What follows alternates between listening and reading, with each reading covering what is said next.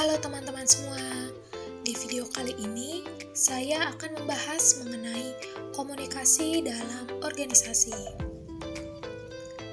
Dalam suatu organisasi, komunikasi sangat diperlukan karena suatu organisasi tidak akan berjalan tanpa adanya komunikasi. Komunikasi organisasi itu sendiri merupakan suatu jaringan komunikasi antar manusia yang saling bergantung satu sama lainnya dalam konteks organisasi. Jadi, apa itu komunikasi? Komunikasi adalah proses mengirim, memilah, serta menerima simbol atau pesan dari seseorang atau lebih agar pesan tersebut dapat sampai dan dipahami oleh pendengar maupun lawan bicara. Sedangkan organisasi merupakan perkumpulan antara dua orang atau lebih dalam suatu kelompok khusus yang dibentuk untuk mencapai sebuah atau beberapa tujuan yang sudah ditetapkan bersama dengan cara bekerja sama.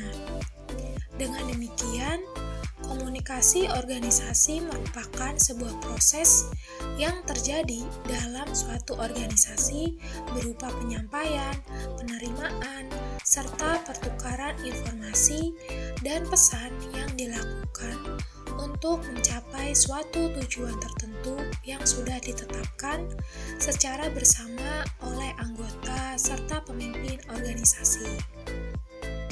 Selanjutnya, jenis komunikasi organisasi.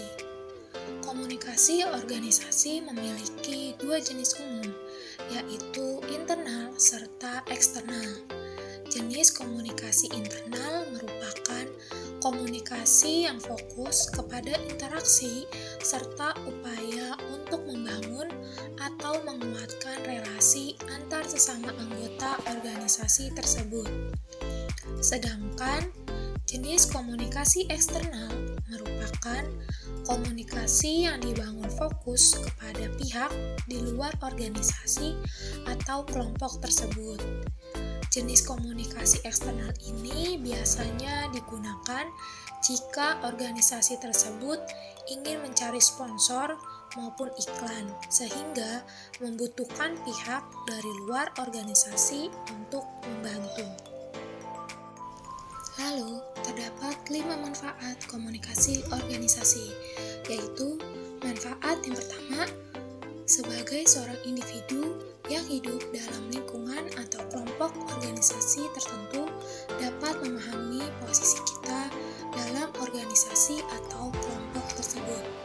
Manfaat kedua, pemahaman mengenai komunikasi organisasi dapat memperkuat hubungan antar anggota dan pimpinan organisasi, sehingga umur organisasi dapat bertahan lebih lama dan akan tumbuh rasa ingin menjaga serta merawat organisasi tersebut. Manfaat ketiga, mempermudah tercapainya tujuan organisasi. Hal ini dikarenakan terbentuknya komunikasi yang baik, sehingga antar anggota dan setiap pimpinan unit memahami perbedaan pendapat yang hadir dalam setiap diskusi pada organisasi tersebut.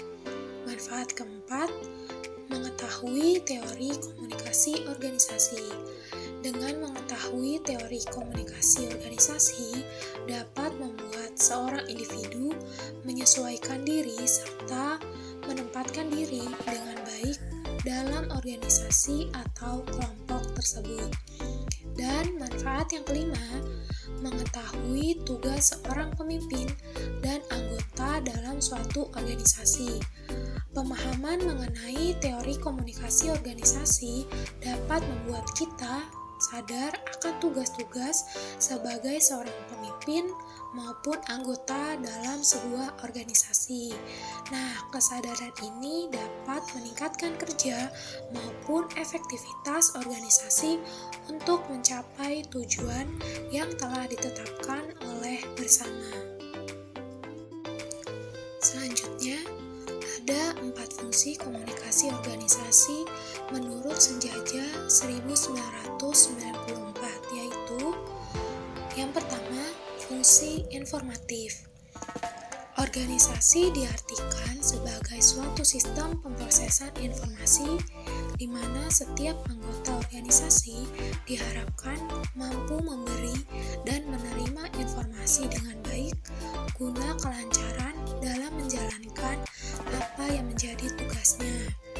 Yang kedua, fungsi regulatif, yaitu berkaitan dengan peraturan-peraturan dan pedoman yang berlaku dalam suatu organisasi.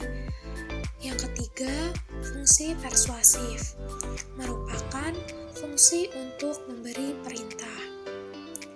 Fungsi ini dilakukan oleh pemimpin organisasi untuk mempersuasi anggotanya daripada memerintah anggotanya untuk melakukan sesuatu. Dan yang keempat, fungsi integratif, yaitu berkaitan dengan penyediaan saluran yang memungkinkan setiap anggota organisasi untuk dapat melakukan dan melaksanakan tugas dengan baik. Sekian pemaparan dari saya. Jangan lupa di like, komen, dan subscribe. Terima kasih.